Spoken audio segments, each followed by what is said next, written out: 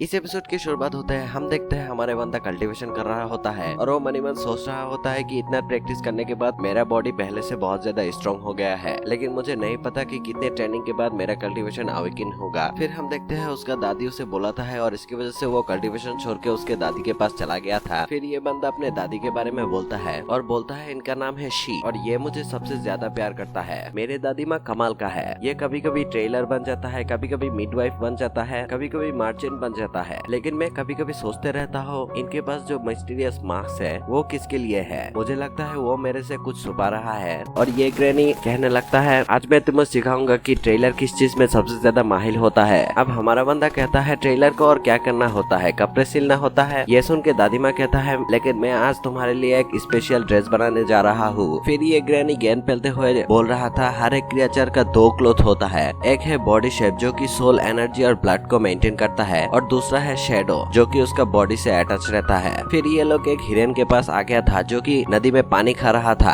और इस हिरन को उन दोनों का आने का एहसास हो जाता है और इसकी वजह से वो इनविजिबल होके वहाँ पर बैठ जाता है। फिर हम देखते हैं हमारा दादी उसका नीडल की मदद से उस हिरन का शेडो को पकड़ लेता है और इसकी वजह से रियल में वो हिरन हिल नहीं पा रहा था। ये देख के हमारा बंदा हैरान हो जाता है। अब ग्रैनी कहने लगता है इस टेक्निक को हेवनली सोल टेक्निक कहा जाता है। अब हमारे बंदा उस ग्रैनी से पूछने लगता है आपने उसका शेडो पे ही अटैक क्यों किया। हमारे दादी कहने लगता है ये बहुत पावरफुल स्पेल है और ये बॉडी के सहारे शेडो को इफेक्ट करता है। 2 वाइटलिटी एम्परर सोल और लिविंग सोल में फिक्स रहता है और 3 सोल जो कि स्पिरिट एनर्जी और स्पिरिट को कंट्रोल करता है और 7 सोल बॉडी में मौजूद ब्लड और की एनर्जी को कंट्रोल करता है। तुम्हें बस उस 3 सोल और 7 सोल को पकड़ के लॉक कर देना है। और हम देखते हैं ये सारी बात हमारे बंदा नोट कर रहा था। फिर हम देखते हैं वो दादी उस हिरन का शेडो को बाहर निकल लाता है और बाहर निकल के उससे क्लोथ बना के हमारे बंदे को पहना देता है और ये देख के हमारे बंदा भी हैरान हो जाता है। फिर हमारे बंदा उस हिरन के बारे में पूछता है और बोलता है बिना शेडो के इसे कोई प्रॉब्लम तो नहीं होगा। फिर हमारे दादी कहने लगता है नहीं इसे कुछ भी नहीं होने वाला। फिर हम देखते हैं हमारे बंदा सेम टू सेम उसी हिरन के जैसा बन जाता है और ये देख के हमारे बंदा बहुत खुश भी हो जाता है। लेकिन तभी आवाज आता है lock the soul and immolate the body. ये तो डेमन पैलेस का क्रिएशन है। यहाँ पर हमारे बंदे को कुछ भी समझ में नहीं आ रहा था। फिर ये बंदा कहने लगता है डाशा वाइल्ड और स्टेंस है और उस जगह पर डेमन सेक्ट सर्वाइव नहीं कर सकते और इसकी वजह से वो लोग यहाँ पर छुपी हुई है। यहाँ पर तो हमारे बंदे को कुछ भी समझ में नहीं आ रहा था। अब ये दादी माँ कहने लगता है मैं एक ऑर्डिनरी पर्सन हूँ जो कि रिवर के उस पर रहता है। ये बात सुन के वो बंदा कहने लगता है ऑर्डिनरी पीपल के पास सोल को फिक्स करने का एबिलिटी नहीं होता। फिर ये बंदा कहने लगता है तुमने इस बार तो एक एनिमल का स्किन का यूज किया, लेकिन नेक्स्ट टाइम तुम किसी इंसान का भी स्किन का यूज कर सकते हो और आगे जाके तुम लोग हमारे लिए बहुत खतरे का कारण बन सकते हो और इसकी वजह से हम लोग तुम्हें आज नहीं छोड़ेंगे।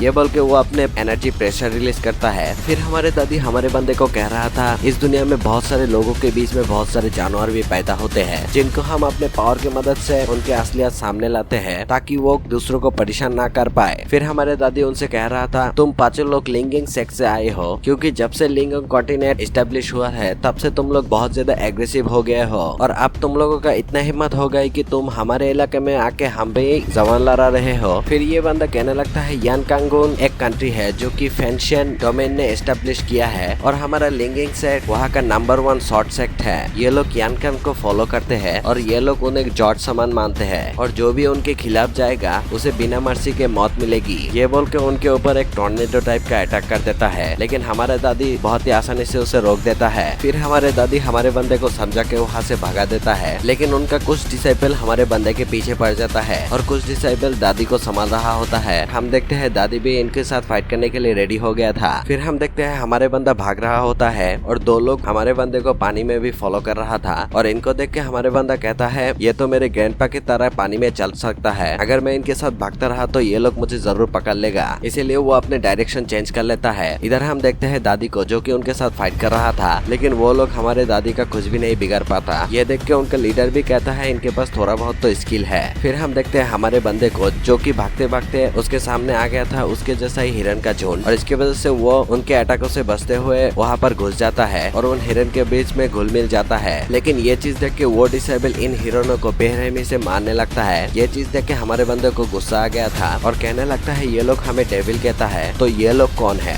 लेकिन इस बीच में हमारे बंदे का पता उनको चल जाता है और इसकी वजह से एक बंदी हमारे बंदे का पीछे पड़ जाता है और उसके शॉट को कंट्रोल करते हुए हमारे बंदे पे अटैक कर देता है। हमारे बंदा ये चीज देख के हैरान हो गया था कि वह बंदी अपने शॉट को हवा में भी कंट्रोल कंट्रोल कर सकता है। लेकिन जैसे तैसे करके हमारे बंदा उस शॉर्ट अटैक से बच रहा होता है। लेकिन इस बीच में उसे पता चल जाता है कि वो शॉर्ट एक स्टिंग से बांधा हुआ था और इसी स्टिंग का मदद से वो बंदी इस शॉर्ट को कंट्रोल कर रहा था। फिर हम देखते हैं हमारे बंदे को वो सभी लोग घेर लिया था, लेकिन हमारे बंदा वहाँ से छूट के भागते हुए कहने लगता है ये हिरन काफी तेज है, लेकिन मेरे बॉडी के जैसा इतना फ्लेक्सिबल नहीं है। अगर मुझे तेज दौड़ना होगा तो मुझे इस हिरन से बाहर निकलना होगा। और इसके वजह से हम देखते हैं हमारे बंदा अपने दिमाग का इस्तेमाल करके उस बंदी की मदद से उस हिरन से बाहर निकल के भागने लगता है। और ये चीज देख के वो बंदी भी हैरान हो गया था। फिर ये बंदी हमारे बंदे पे एम करके शॉट मारा था। सबको लग रहा था वो बंदा मर गया है, लेकिन हम देखते हैं हमारा बंदा जैसे तैसे करके वहाँ से बच जाता है। अब ये बंदी अपने शॉट को लेते हुए कहता है लगता है मैं इसे ऐसे नहीं मार सकता। अब एक बंदा कहता है क्यों ना तुम अपने स्किल को इसके ऊपर ट्राई करो।